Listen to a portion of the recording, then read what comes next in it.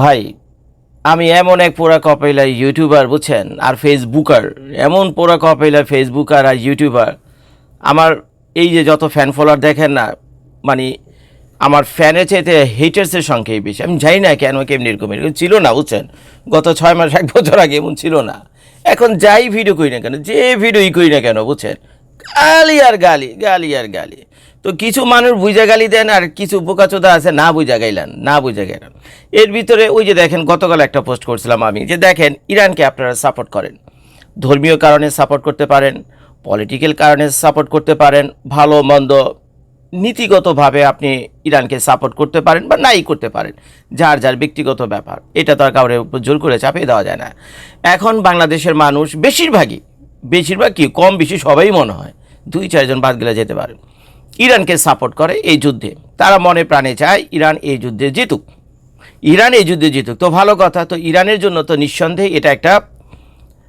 এটা একটা ভালো খবর, নিঃসন্দেহে ভালো খবর। ইরানের তো বন্ধু দরকার, ইরানের তো শত্রু দরকার নাই। শত্রু যা ফালাইছে, নতুন কোনো শত্রু নিতে পারবেন ইরান, নেওয়ার মতো অবস্থা নাই।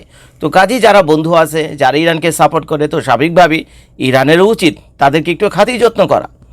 এখন পৃথিবীর সব দেশই কম বেশি কি তেলের উপর নির্ভর করে, পেট্রোল, ডিজেল, অকটেন, ক্যারোসিন, তারপরে ওই যে এনজি যে গ্যাসগুলো আছে বুঝছেন, তো এগুলোর উপর নির্ভর করে। আর এগুলো কম বেশি আসে হলো প্রায় 20-25% আসে হলো ওই হরমুজ যে স্ট্রেট আছে বুঝছেন, যে চোখ পয়েন্ট আছে যেটা ইরানের পাশ দিয়ে গিয়েছে, সেটার উপর নির্ভর করে। তো বাংলাদেশও প্রায় 70-80% নির্ভর করে ওইটার উপর, ভারতও নির্ভর করে ওইটার উপর, ইভেন চায়নাও নির্ভর করে হলো ওইটার উপর।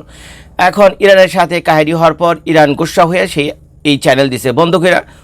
ওরা বলতেছে যে ওখান দিয়ে যদি কোনো জাহাজটা যায় তাহলে কিন্তু আমরা ওই মাইন দিয়ে উড়িয়ে দেবো, তারপর বোম টোম মারো, মিজেল টিজেল মারো, এইসব ভয়ে ওইখান থেকে যতগুলো ইন্টারন্যাশনাল শিপিং ট্রান্সপোর্টেশনের যে কোম্পানিগুলো আছে, তো তারা তাদের জাহাজ চালিতেছে না। ইন্স্যুরেন্স আলা আগেই বলে দিছে আমরা কোনো পয়সা দেবো না যদি এখান দিয়ে জাহাজ যায় এবং কোনো কাহিনী হয়। তো যার কারণে জাহাজে জটলা পাকে গেছে গত 2 সপ্তাহ ধরে, ওখান থেকে কোনো জাহাজ টাহাজ নাই। শুনলাম ওই চীনের 2-1টা জাহাজ মানে ওদিক দিয়ে আসছে, আর ভারতের 2-3টা জাহাজ ওদিক দিয়ে তেল নিয়ে ভারতের ওই বোম্বাই বন্দরে না কোন দিকে বলে গেছে। এই হলো কাহিনী। তো এখন মজার ব্যাপার হলো, চীন যদি ইরানের বন্ধু হয়, ভারত যদি ইরানের বন্ধু হয়, তো নিঃসন্দেহে বাংলাদেশে তো ইরানেরও বন্ধু, বাংলাদেশে ইরানের বন্ধু। কারণ বাংলাদেশে তো ইরানের সাপোর্টারের অভাব নেই, লাখে লাখে কোটিতে। তো স্বাভাবিকভাবেই ইরানের উচিত বাংলাদেশের প্রতিও সহৃদয়বান হওয়া। যদি ভারতে জাহাজ ছেড়ে দিতে পারে, চায়নার জাহাজ ছেড়ে দিতে পারে, তাহলে তাদের সাপোর্টার হিসেবে বাংলাদেশের জাহাজ ছেড়ে দিতে কি অসুবিধা। এই পোস্টে আমি গতকাল আপনাদেরকে বলেছিলাম যে ব্যাপারটা আপনারা ভেবে দেখেন। তো ওই পোস্ট দেওয়ার পর কয়েকশো গালি গেছে, আবারও আমি কিছু লিখলি ফেসবুকে, আমি আর কোনো ভিডিও আপনাদের চোখের সামনে পড়লেই বুঝছেন, ভিডিও কেউ দেখে গালি দেয়, কেউ না দেখে আগে গালিটা দিয়ে নেয়, তারপরে ভিডিওটা দেখে। এই হলো ভাই আমার কিসমত। কি আর করুম ভাই, আমাকে যা সত্য তা বলতেই হবে। এখন যদি সত্যটা অনেক কঠিন হয়, আপনাদের কাছে খুব খারাপ এবং দুঃসংবাদ মনে হয়, তারপরে কিছু করার নাই, সত্যটা আপনাদের জানা দরকার। তো এখন দেখেন গতকাল আমি সেই পোস্ট করছি, এবং দেখেন আল্লাহ রাব্বুল আলামিনের ইচ্ছা, দেখেন ওই আজকে সকালে দেখেন ওই যে ইরানের যে পররাষ্ট্রমন্ত্রী আছে আরাগাজি, দেখেন সে কী লিখছে। সে বাংলাদেশের জন্য বিরাট বড় একটা সুসংবাদ দিছে এবং বলছে যে না, চায়না ভারত যেমন তাদের জাহাজ এখান থেকে নিয়ে যেতেছে, আমরা কোনো ডিস্টার্ব করতেছি না, কারণ চায়না আমাদের বন্ধু, ভারত আমাদের বন্ধু। এখন বাংলাদেশের জাহাজেও আমরা কোনো ডিস্টার্ব করবো না, কারণ বাংলাদেশের মানুষ আমাদের বন্ধু। আরে ভাই, তারা তো কম বেশি ফেসবুক দেখে, জজ ভাইয়ের ভিডিও হয়তো বা চোখে টোকে পড়ে।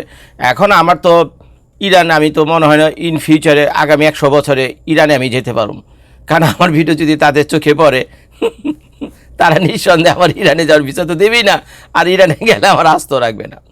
তো এই সেই আমার ভিডিওগুলো যখন তারা দেখে, আর নিচে যখন কমেন্টগুলো দেখে বাংলাদেশি ভাই বোনদের, তখন তো দেখে যে কি খাইছে আমার। এ তো ইরানের কঠিন সাপোর্টাররা সব বাংলাদেশি। ইরানের মানুষ ইরানকে না যতটা সাপোর্ট করে, তার চেয়ে বেশি সাপোর্ট করে হলো বাংলাদেশের মানুষ। তো এইটা তো তারা অলরেডি জেনে গেছে, এটা আমার ভিডিওর মাধ্যমে জেনেছে। যে পরিমাণ গালিগালাজ আপনারা দেন আমাকে, সেইটা দেখে প্লাস অন্যান্য আরও কাহিনী তো আছে। আর বাংলাদেশের টিভি চ্যানেল, পত্রপত্রিকার যে নিউজ হয়, সেটা হেডলাইন দেখেও তারা বুঝে গেছে যে ইরানের মানুষ ইরানকে না যত ভালোবাসে, তার চেয়ে বেশি ডাইভার্ট সাপোর্টার হলো সব বাংলাদেশে। তো এখন আমি সেই নিউজটা আমি আপনাদেরকে পড়ে শোনাই। নিঃসন্দেহে একটা ভালো খবর।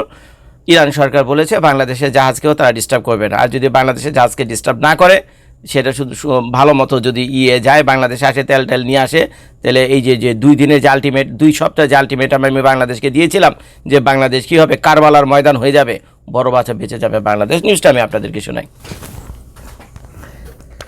এই যে দেখেন এখানে নিউজ করেছে, বাংলাদেশ সহ 6 দেশের জাহাজ হুরমুজ প্রণালী দিয়ে চলতে পারবে ইরান। মধ্যপ্রাচ্যে ক্রমবর্ধমান সংঘাতের, এই যে এখান থেকে একটু আমি পড়ে শোনাই, বেশি পড়লে আবার আপনারা বিরক্ত হয়ে যাবেন। মধ্যপ্রাচ্যে ক্রমবর্ধমান সংঘাতের মধ্যেও কৌশলগতভাবে অত্যন্ত গুরুত্বপূর্ণ হুরমুজ প্রণালীতে বাংলাদেশের মতো বন্ধুত্বপূর্ণ, ওই যে দেখেন বাংলাদেশের মতো বন্ধুত্বপূর্ণ রাষ্ট্রগুলোর জাহাজ চলাচলের অনুমতি দিয়েছে ইরান। দেশটির বন্ধু রাষ্ট্রের এই তালিকায় বাংলাদেশের পাশাপাশি ভারত, চীন, রাশিয়া, ইরাক ও পাকিস্তানের নাম উল্লেখ করা হয়েছে। ইরানের রাষ্ট্রীয় টেলিভিশনে দেয়া এক সাক্ষাৎকারে দেশটির পররাষ্ট্রমন্ত্রী ওই যে আব্বাস আরাগাচি, যার কথা একটু বললাম, পশ্চিম গণমাধ্যমের দাবি অনুযায়ী হুরমুজ প্রণালীটি পুরোপুরি বন্ধ নয়। আব্বাস বলেন, যেসব দেশকে আমরা বন্ধু মনে করি বা অন্য কোনো কারণে যেখানে আমরা সিদ্ধান্ত নিয়েছি সেসব ক্ষেত্রে আমাদের সশস্ত্র বাহিনী তাদের নিরাপদে পারাপারের ব্যবস্থা করছে। তিনি আরও বলেন, আপনাদের সংবাদে দেখেছেন যে চীন, রাশিয়া, ভারত ও পাকিস্তান ইরাকে জাহাজের জন্য এই সুবিধা চলমান রয়েছে। সম্প্রতি ভারতের 2টি জাহাজ এই প্রণালী দিয়ে অলরেডি পারও হয়েছে। তা বাকিটা পড়ে শোনাইলাম না, তো এটা নিঃসন্দেহে বাংলাদেশের জন্য একটা সুসংবাদ।